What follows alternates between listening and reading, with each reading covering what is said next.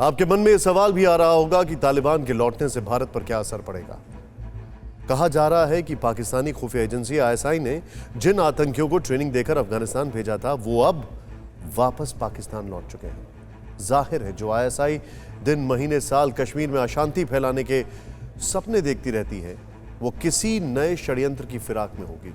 आइए आपको दिखाते हैं आईएसआई और अलगाववादियों की किस साजिश की वजह से यह पर्दाफाश हुआ है।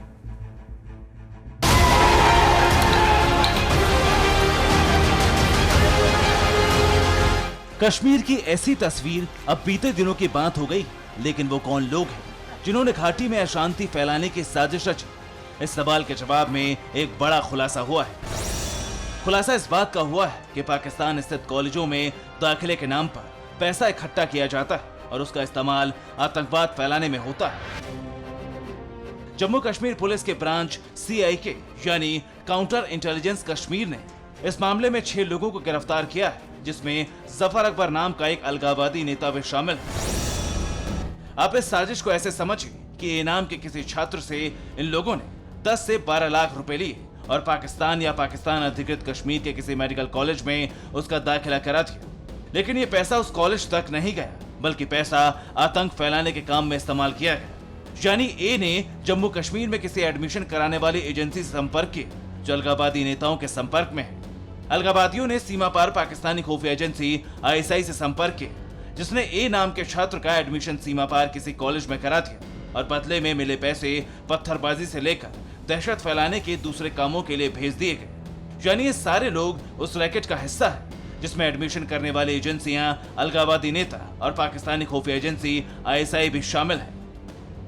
पाकिस्तान की कई कॉलेज और यूनिवर्सिटीज़ में करीब 40 के आसपास रिजर्व सीट्स रखी जाती थी जो कि कश्मीरी मिलिटेंट्स के परिवारजनों के लिए या हुर्रियत नेताओं के परिवारजनों के लिए फ्री रखी गई थी। यानी इन सीट्स पर MBBS या इंजीनियरिंग करने के लिए कोई रकम नहीं लगती थी।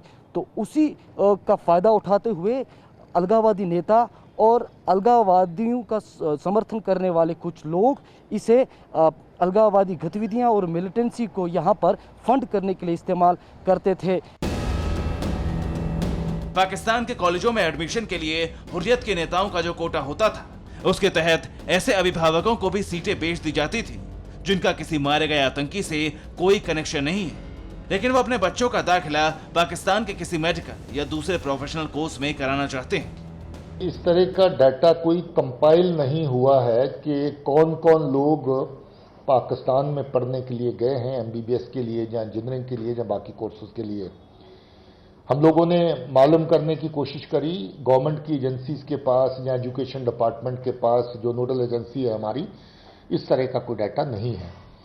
हम लोग सजेस्ट कर रहे हैं कि ऐसा डाटा कंपाइल हो जाए ताकि जेन्युइन स्टूडेंट अगर कोई वहां पर पढ़ रहा है तो उसको किसी तरह की दिक्कत ना आए।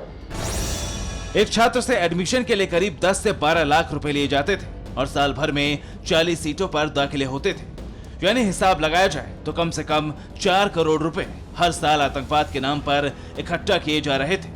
पुलिस ने इस मामले में पुख्ता सबूतों के आधार पर गिरफ्तारियां की, जिनमें बैंक ट्रांजैक्शन, डायरियों में दर्ज एडमिशन का ब्यौरा और डिजिटल फॉर्म में मिले कुछ दस्तावेज शामिल हैं। सबसे खतरनाक बात यह है कि सीमा पार पढ़ाई के लिए जाने वालों में 57 छात्र ऐसे हैं जिन्होंने अपने हाथों में हथियार थाम लिए हैं। पिछले दिनों जम्मू कश्मीर पुलिस ने बताया कि आतंकी ट्रेनिंग लेकर लौटे 17 युवक मुठभेड़ में मारे गए, जबकि 13 की तलाश जारी है। कई लोगों की लगातार ये भी मांग रही है कि पाकिस्तान से हासिल की हुई डिग्रियों को यहाँ मान्यता नहीं मिलनी चाहिए, उससे इन तमाम गतिविधियों पर रोक लग सकती है।